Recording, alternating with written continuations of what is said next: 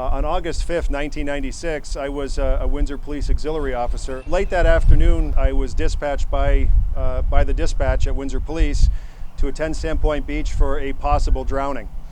And I was first on the scene when that occurred. And I remember very vividly the chaos of the situation. That was the day that 14-year-old Christina Jackson drowned in the same area that the gentleman drowned just over a week ago. We certainly acknowledge what happened here last week as another tragedy in our community. And the drowning earlier this week certainly is the first since I've been elected to City Council, but it also ignited something inside of me that said we have to do something.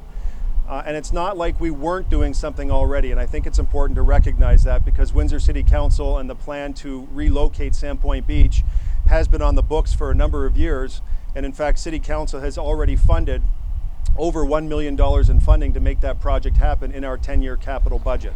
And you'll notice behind me right now the fisherman out in the water who is clearly not obeying the fence area and the signs that are clearly marked. And I think if you look at that gentleman right now, he's actually in a very, very close spot right to the edge of where the shipping channel would start and the beach area stops.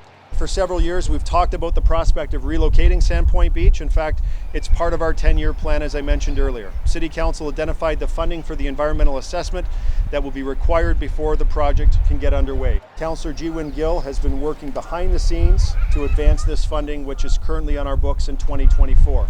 The first step will be to undertake a detailed environmental assessment.